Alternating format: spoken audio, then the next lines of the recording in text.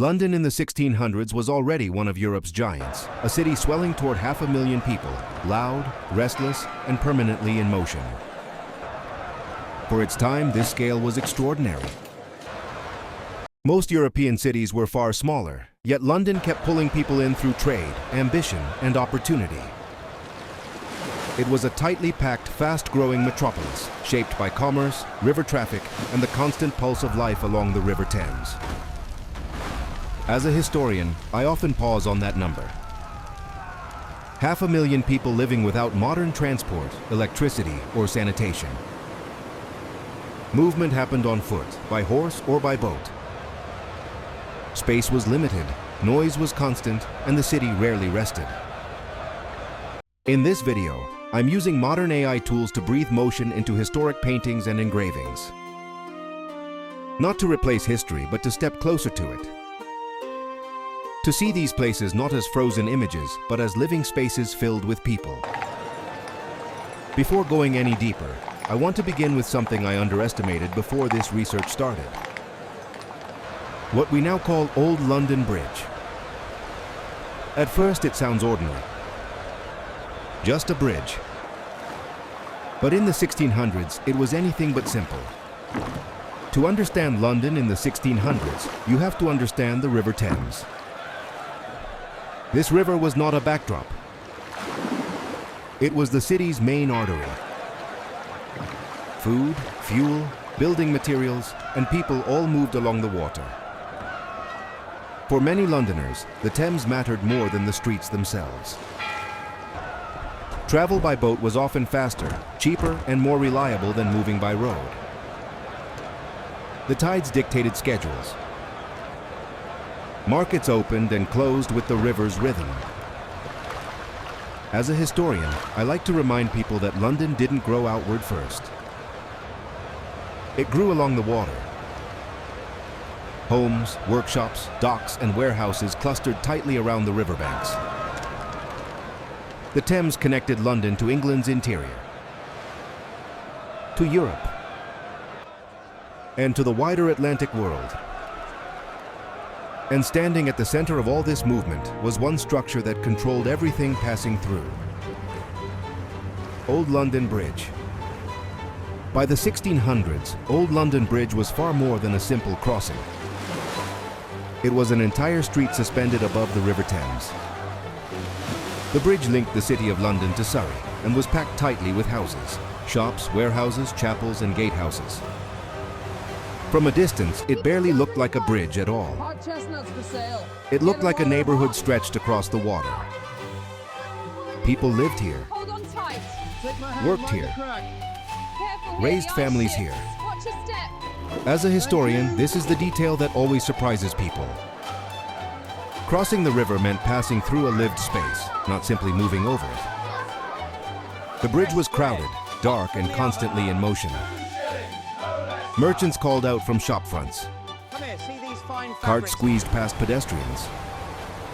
And daily life unfolded directly above the flowing river below.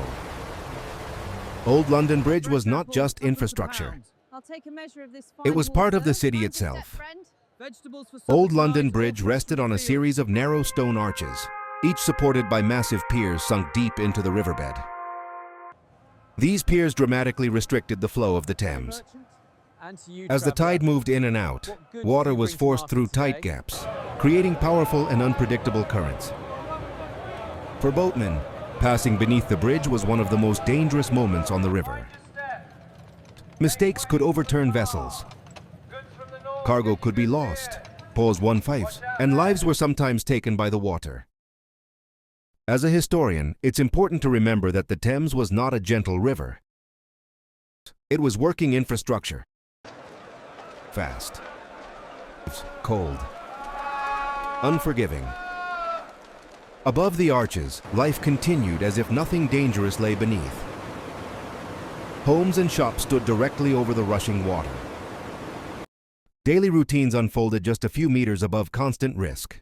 The bridge demanded attention, and it demanded respect. Life on Old London Bridge was crowded, noisy, and often uncomfortable.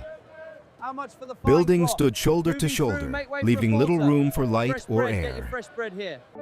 Many structures were built from timber, making fire a constant threat. One small blaze could spread quickly from house to house.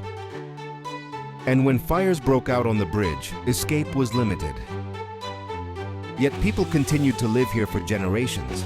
As a historian, this persistence is striking. The risks were obvious, but the advantages were too. This was where trade passed every day. Merchants saw customers without leaving their doors. Goods moved constantly across the river.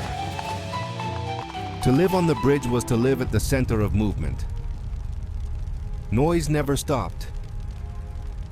Traffic never truly cleared. Old London Bridge was uncomfortable, dangerous, and yet it remained essential. Crossing Old London Bridge was never just a practical act. It was also a moment of control. For centuries, the bridge functioned as a gateway into the City of London. This was where movement could be observed, where goods could be taxed, and where authority could be displayed. As a historian, I find this part especially revealing. Above the southern gatehouse, the heads of executed traitors were once displayed on spikes. This was not symbolic. It was deliberate. Anyone entering London was forced to look up and understand the consequences of defying power. The bridge made authority visible. It turned punishment into public spectacle. At the same time, ordinary people passed beneath these warnings every day. Life continued. Commerce continued. On Old London Bridge, power and daily life existed side by side. In harsh winters, the River Thames could behave in unexpected ways. The narrow arches of Old London Bridge restricted the flow of water. During periods of extreme cold, this sometimes caused the river to freeze. When that happened, the city responded in remarkable fashion. People walked onto the ice. Stalls were set up. Games were played. These events became known as frost fairs. As a historian, I'm always careful to point out that these moments were rare. The river was usually dangerous, fast, and unforgiving. But during a freeze, it briefly became public space. A place for gathering rather than transport. For a short time, the Thames stopped dividing the city. It connected it. And Old London Bridge stood above it all, watching. In September 1666, London was struck by one of the most devastating fires in its history. What began as a small blaze quickly spread through a city built largely of timber. Narrow streets and tightly packed buildings fed the flames. As the fire grew, it became impossible to control. Whole neighborhoods vanished in a matter of days.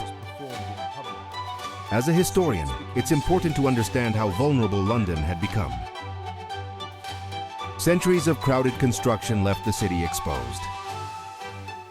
Wood, pitch, and thatch burned easily. Wind carried sparks far ahead of the flames. Old St. Paul's Cathedral eventually caught fire. Its collapse shocked the city. By the time the fire ended, much of medieval London lay in ashes. But destruction would soon force change. After the fire, London did not lose its center of power. It simply reshaped it. Rising above the River Thames, the Tower of London remained a symbol of authority. By the 1600s, it served many roles at once. A fortress, an arsenal, a treasury, and one of England's most feared prisons. High-profile prisoners accused of treason were held within its walls. Nearby, Cheapside functioned as both marketplace and stage. Royal processions moved through the street. Crowds gathered. Power was performed in public. As a historian, this contrast always stands out. Daily life and political authority shared the same streets. In London, power was never hidden. It was lived beside. Beyond the city's crowded center, power and life continued to stretch along the Thames. Westminster became the political heart of England. Parliament met. Courts gathered.